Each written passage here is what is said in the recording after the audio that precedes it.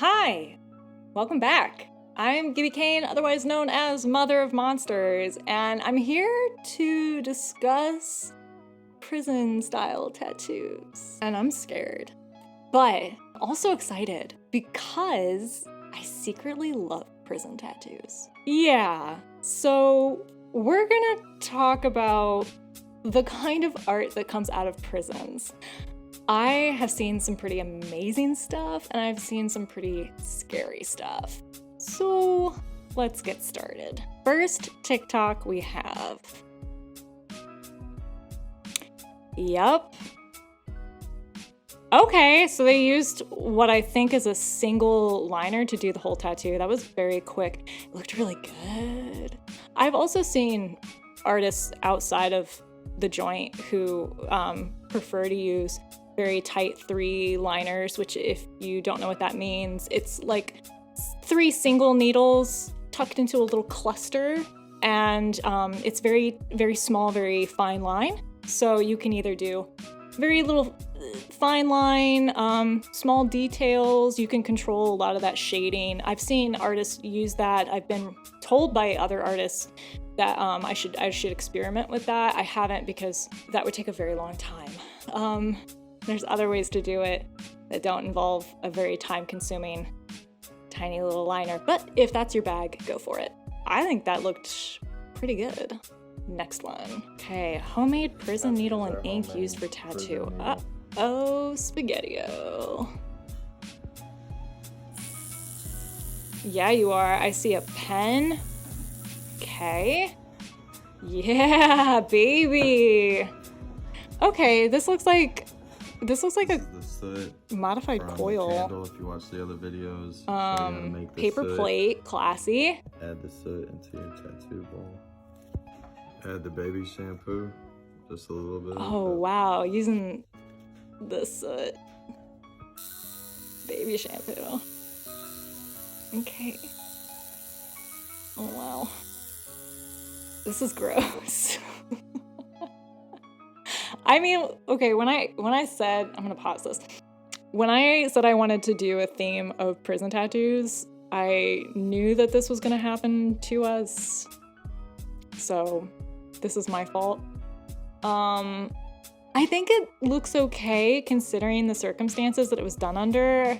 I mean, home tattoos are dangerous, right? Because there's all kinds of things we can pick up. We can pick up all kinds of diseases. We can get sexually transmitted diseases through open skin. Skin-to-skin contact can even provide perfect bacterial breeding ground, right? So you need to be really careful about the kind of stuff that you're doing. Like, side note to anybody watching this who doesn't have any background or experience in bloodborne pathogen training or first aid certification, which I always provide links down below if you want to be a tattoo artist and you want to get an apprenticeship, or if maybe you're in that and your mentor did not provide that information to you and how to educate yourself properly to handling contaminants. Those links down below, go check it out, get your training. It's such a simple thing to get educated. It just takes a few hours of your life and you could prevent somebody from destroying theirs. Just be careful, because if you're not decontaminating your surfaces, you could kill somebody. Anyways, okay, back to this. Stencil, nice. Bare hands, awesome. Oh, and they call it a gun. Yeah. I hate when they call it a gun, and I hate when I see bare hands. Oh, when I see bare hands, it stresses me out. You know, I know a lot about prison tattoos from deep dives, studying, kind of just like a fascinating subculture for me. Man, you can get real gross. Okay, moving on. Here we go. Oh yeah, okay. When you have to make a jail tattoo gun. Guys, it's not a gun. For the love of God, it's not a gun. Guns kill people.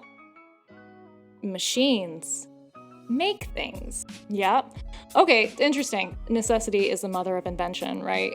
Pretty interesting. I've seen jailhouse machines made with electric toothbrushes, electric like razors for shaving, the components of a compact disc player.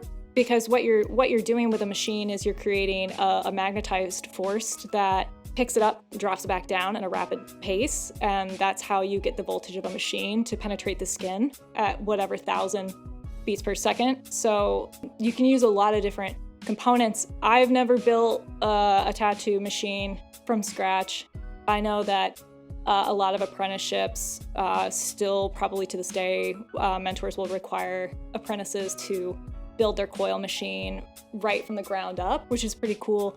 I didn't have that experience. I kind of wanted to dabble in it, but no, I don't think anybody had time to like sit down and be like, okay, this is how you're gonna do it. But it's also like not a necessary skill at this time because rotary machines have really changed a lot of the technology, and coil machines are extremely temperamental. And I can only imagine how temperamental this would be.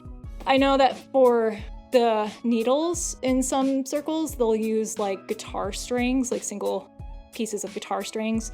So there's just it's very creative. There's a lot of different ways of doing it. It's kind of dope. Here's some Russian prison tattoos and their meanings. With the stars in the knees, this typically means that you will get on your knees for no man, whilst the stars in the chest usually mean that you're of a higher rank. And any prisoner seen wearing these that hasn't earned them would usually get a beating or significantly worse. The cathedrals, or Kremlins as they call them, these represented the amount of years that they had spent incarcerated, with the more domes meaning the more years that they've spent in it. Now these can be literally anywhere on the body, it doesn't matter where they are, they all have the same meaning. Some Russian prisoners believe that by putting portraits of Stalin or Lenin on their chest, it would protect them from the firing squad. Yes, the firing squad Stalin thing is true. It has been heavily documented. Wow, that was so dope. I am obsessed with Russian prison tattoos. It's a whole subcategory that you could fall into that hole forever. Super fascinating. Eastern promises aside, there is legitimacy to it. I know a lot about how certain artists were so good in some prisons that Russians would specifically try to get themselves into that specific prison just so they could get tattooed by that artist. So badass. I had a lot of fun with that one. That one was really educational. Definitely Russian. Not 100% sure. My Russian is very limited. But I also feel like I only like it because it's Russian. That could be so much cooler, and I'm a little disappointed. I think it says Serbia? I don't know. Anyways, moving on.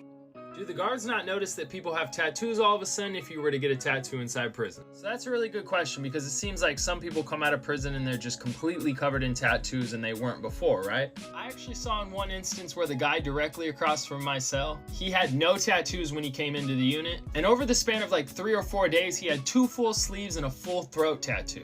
He obviously got caught, but to elaborate on your question, it's kind of like a 50-50 chance if you're gonna get in trouble for a tattoo. Some guards will walk right past a cell where somebody's giving a tattoo and not mine. Some guards are real adamant about getting every single person that they see. And usually if you get a tattoo inside prison, you're pretty sly about it. Meaning when you get it, you don't go to a visit so you don't have to get strip searched and they see it. You get it in a kind of non-noticeable place. Or you can use pastel chalk and color over your newly fresh tattoo so you can cover it. If you just so happen to get your tattoo infected and you gotta go to health services, you're most likely gonna get busted. Getting a tattoo, doing a tattoo, and getting all the supplies is a crazy process. First of all, it's an open wound, so I would never advise anybody getting a tattoo covered up with any product or makeup or pastels. I wouldn't do that. That's insane. That's a great way to get an infection. But then again, you're getting tattooed in prison, so you're already aware of the risks. You may already have syphilis. Whatever, who cares? Wow, didn't know some of that. I do know that there are some maniac guards out there who will sit themselves down and get tattooed. Wow, that's something else entirely. Hey, Buggy, what's up? What you doing? Making tattoo ink. I need some ink. You need some ink? Man, I'll make you some. Yeah, for real? Oh, no. Yeah, man, I got you. Okay, baby oil. Yep. Whoa, that's a new one.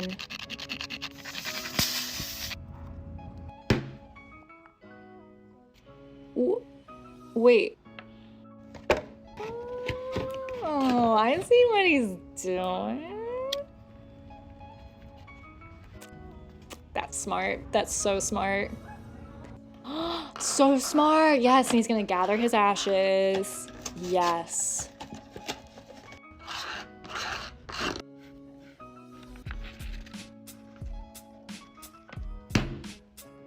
Okay, yeah, I did know about the baby oil. Yep. All right, fool, where you that's- go? Hey, is the dark shit used right there? Yeah, bro, same stuff I use right there. This ink busting. I mean, it's definitely thick. It definitely acts like, I mean, that viscosity is very pigmented. It made me think of like a dynamic triple black, which is one of my favorites to use specifically for cover-ups or people who are more melanated. I would say this is gonna hurt like a mother when it goes in, and I'm scared for you, but that, and it's also wildly unsanitary. I mean, I also have heard of, like we were just talking about Russian prison style tattoos, and I know that sometimes they would take the ash of like the burned rubber from their soles of their shoes and put it in their metal like lunch dishes. Like they would heat it up and use the ash from that. And they would also mix it with the client's urine in order to thin it out. Horrifying to think about, really. Super gross, but fascinating. This is so educational.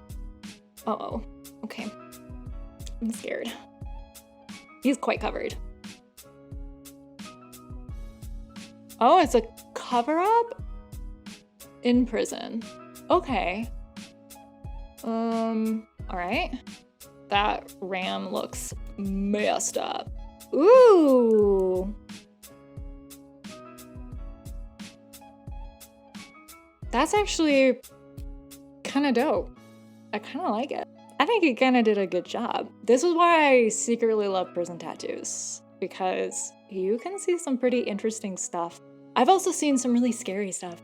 I have seen some horrific tattoos from prison. When I was an apprentice, I had a guy come in who wanted to get something covered up, and it was the worst line work on lettering I've ever seen to this day, ever. And it was huge. And I was like, I am by no means ready for this task. I had just started tattooing on skin. I was like, ah. And he was like, yo, I could just, just give me a rookie, they can handle it. And I was like, I don't think I can. He never showed up for his appointment, by the way. I did book him because he was very confident in me, and I said, all right, if you're sure. Never showed up. And I think that was the luckiest I've ever been. Prison tats aren't for Okay, everyone. prison tats aren't for everyone. That's true. I would agree with that.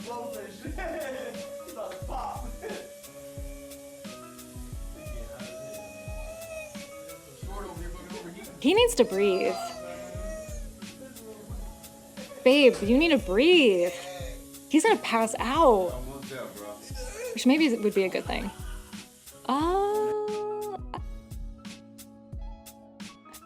Oh, wow. I don't know. Some people, their pain tolerance is less than others. It's always funny to me when clients ask me like, oh, is this gonna hurt? And I'm like, I don't know.